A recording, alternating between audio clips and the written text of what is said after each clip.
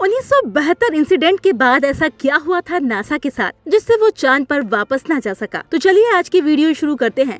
Video को last तक जरूर देखें और जुड़े रहिए यूनिवर्स टीवी के साथ। जैसा कि आप सभी जानते हैं 1969 और 1972 में नासा ने इंसानों को चांद पर भेजा था। चांद पर जाने के लिए नासा ने अपोलो मिशन किए थे और इन मिशन को हम डिटेल में डिस्कस करेंगे। अपोलो 11 मिशन के जरिए पहली बार नासा चांद पर जा सका। सभी मिशन लॉन्च होने जा रहा था। तब किसी को ये भी यकीन नहीं आ रहा था कि इंसान चांद पर पैर रखने जा रहा है। लेकिन फाइनली जुलाई 1969 के महीने में 3 एस्ट्रोनॉट चांद पर गए, जिनमें से 2 एस्ट्रोनॉट चांद की सतह पर भी उतरे। इसके बाद नासा ने 6 मिशन और किए, जिसमें 2 फेमस मिशन हैं, Apollo mission 13 and Apollo mission 17। आखिरी बार इंसान को अपोलो मिशन 17 में भेजा गया था, जो 1972 में हुआ था। अपोलो 17 मिशन के जरिए नासा ने फिर से इंसान को चांद पर पहुंचाया, लेकिन 1972 के बाद वो चांद पर ना जा सका। अपोलो 17 मिशन की शुरुआत 7 दिसंबर 1972 को शाम के 5:33 पर हुई थी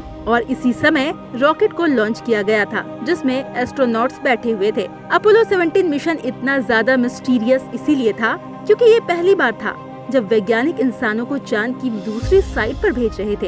यहाँ पर होने की वजह से वैज्ञानिकों का एस्ट्रोनॉट्स से परफेक्ट कनेक्शन नहीं होता है। इसीलिए ऐसा देखा गया था कि अपोलो 17 के दौरान कई बार वैज्ञानिकों और एस्ट्रोनॉट्स के बीच का कनेक्शन टूटा भी था। अंत में दोपहर के 1:54 पर एस्ट्रोनॉट्स चांद पर सही सलामत लैंड हो जाते हैं। पूरी दुनिया इस मिशन को लाइव देख रही थी और सबके लिए ये विश्वास कर पाना मुश्किल था कि मात्र 30 सालों में इतने सारे लोग चांद पर जा चुके हैं। अभी तक लोग चांद को एक ऐसी जगह मानते थे जहाँ पर कभी नहीं जाया जा सकता, लेकिन नासा ने ये पॉसिबल करके दिखाया। इसके बाद एस्ट्रोनॉट अपने स्पेस क्राफ्ट से बाहर आए और उन्होंने चांद पर कदम रखा। थोड़ी देर तक वहाँ टहलते रहे और उन्होंने चांद पर थोड़े बहुत सैंपल इकट्ठा किए। ये पहली बार था जब नासा चांद की एक बहुत ही अलग तरह के इलाके में उतरा था। ये दरअसल चांद का एक गड्ढा था। थोड़ी देर बाद जब उन्होंने अपनी बग्घी में देखा तो उसमें एक क्रैक आ चुका था। ऐसा इसीलिए था क्योंकि चांद के जिस एरिया में एस्ट्रोनॉट्स लैंड हुए थे वहाँ पर काफी सारे छोटे छोटे कांच के पार्टिकल्स मौजूद थे, जिनकी वजह से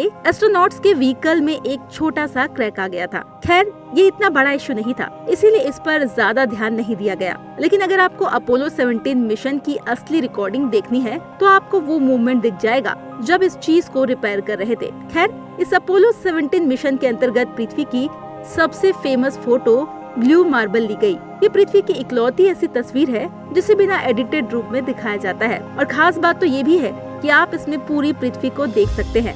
इसके बाद एस्ट्रोनॉट वापस से पृथ्वी पर आ जाते हैं और दोबारा चांद पर कभी नहीं जाते। ऐसा इसीलिए था क्योंकि उस समय नासा काफी ज्यादा पैसे इस स्पेस मिशन पर खर्च कर रहा था। उनका सबसे बड़ा टारगेट था रूस कंट्री, जो अभी स्पेस रेस में उनसे काफी ज्यादा पीछे हो चुका है।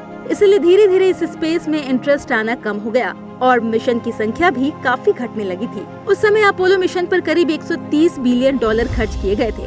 आज के अमाउंट में $130 बिलियन होगा और ये सच में बहुत ही बड़ा अमाउंट होता है। अमेरिका ने अपने पूरे बजट का करीब 5.3% हिस्सा मात्र स्पेस मिशन में ही खर्चा कर रहा था और इनसे इतना भी ज्यादा आउटपुट नहीं आ रहा था कि वो मिशन को लगातार करता ही रहे।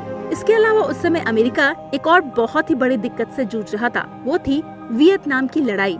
अमेरिका के काफी सारे वैज्ञानिक इस लड़ाई के लिए काम कर रहे थे और जितना भी पैसा स्पेस में लगाया जा रहा था वो इस लड़ाई पर लगाया जाने लगा। सिर्फ इतना ही नहीं, अमेरिका की जनता भी सड़क पर आकर ये प्रोटेस्ट करने लगी कि फालतू के स्पेस मिशन को बंद कर दिया जाए, क्योंकि इससे कोई फायदा नहीं हो रहा है और उन पर टैक्स का भी काफी ज्यादा प्रेशर आ रहा है।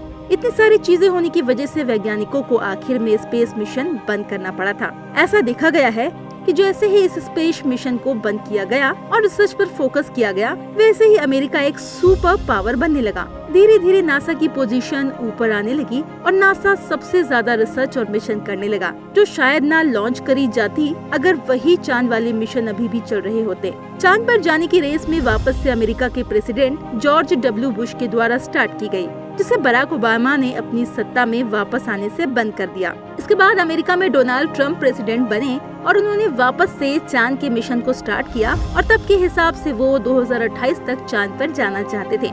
आज 4 साल बाद हम ये कह सकते हैं कि 2024 तक फाइनली हम फिर से एक बार चांद पर इंसानों को भेज चुके होंगे। लेकिन इस बार ये मिशन फालतू ही नहीं किया जा रहा, बल्कि नासा का प्लान है इंसानों को चांद पर ही बसा दिया जाए और इसीलिए मिशन काफी ज्यादा महत्व रखता है। इस वजह से दोबारा से नासा ने चांद पे एस्ट्रोनॉट को नहीं भेजा। आज के लिए इतना ही। अगर वीडियो पसंद आई हो तो इसे लाइक और शेयर करना ना भूले। अगर आप हमारे चैनल पर नए हैं तो हमारे चैनल को अभी सब्सक्राइब कर ले, क्योंकि हम लाते रहेंगे इसी तरह के नए इंटरेस्टिंग वीडियोस आपके लिए। धन्यवाद।